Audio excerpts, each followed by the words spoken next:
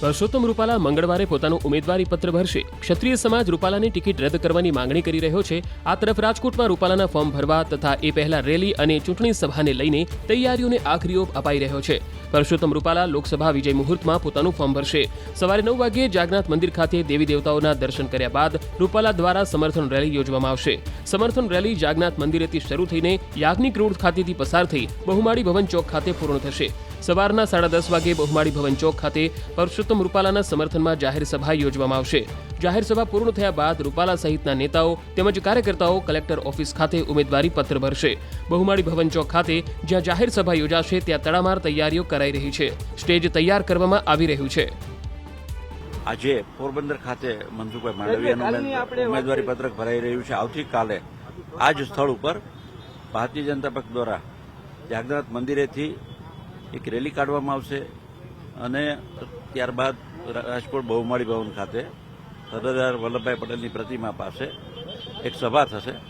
ભારતીય જનતા પક્ષની એક પરંપરા રહી છે કે ધારાસભાની ચૂંટણી હોય, મહાનગરપાલિકાની ચૂંટણી હોય કે લોકસભાની ચૂંટણી હોય, લોકોની વચ્ચે રહી સમાજના તમામ ક્ષેત્રોમાંથી મહાનુભાવોને અમે આમંત્રિત કરતા હોય છે.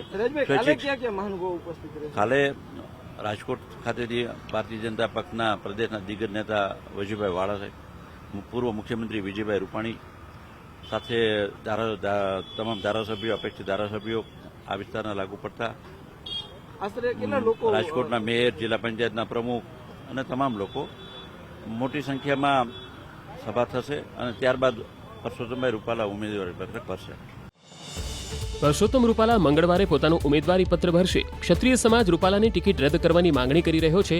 આ તરફ રાજકોટમાં રૂપાલાના ફોર્મ ભરવા તથા એ પહેલા રેલી અને ચૂંટણી સભાને લઈને તૈયારીઓને આખરી ઓપ અપાઈ રહ્યો છે. પરસોત્તમ રૂપાલા લોકસભા વિજય મુહૂર્તમાં પોતાનું ફોર્મ ભરશે.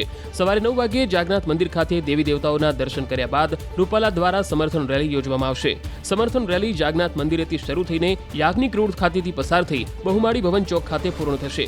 સવારના 10:30 વાગે બહુમાળી ભવન ચોક ખાતે પરસોત્તમ રૂપાલાના સમર્થનમાં જાહેર સભા યોજવામાં આવશે.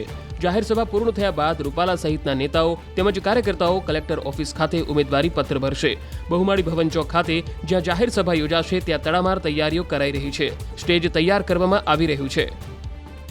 આજે પોરબંદર ખાતે મનસુખભાઈ માંડવિયાનું ઉમેદવારી પત્રક ભરાઈ રહ્યું છે. આવતીકાલે આ જ સ્થળ ઉપર ભારતીય જનતા પક્ષ દ્વારા જાગનાથ મંદિરેથી એક રેલી કાઢવામાં આવશે અને ત્યારબાદ રાજકોટ બહુમાળી ભવન ખાતે સરદાર વલ્લભભાઈ પટેલની પ્રતિમા પાસે એક સભા થશે. ભારતીય જનતા પક્ષની એક પરંપરા રહી છે કે ધારાસભાની ચૂંટણી હોય, મહાનગરપાલિકાની ચૂંટણી હોય કે લોકસભાની ચૂંટણી હોય, લોકોની વચ્ચે રહી સમાજના તમામ ક્ષેત્રોમાંથી મહાનુભાવોને અમે આમંત્રિત કરતા હોય છે. કાલે રાજકોટ ખાતેથી ભારતીય જનતા પક્ષના પ્રદેશના દિગ્ગજ નેતા વજુભાઈ વાળા સાહેબ, પૂર્વ મુખ્યમંત્રી વિજયભાઈ રૂપાણી સાથે તમામ ધારાસભ્યો, અપેક્ષિત ધારાસભ્યો, આ વિસ્તારના લાગુ પડતા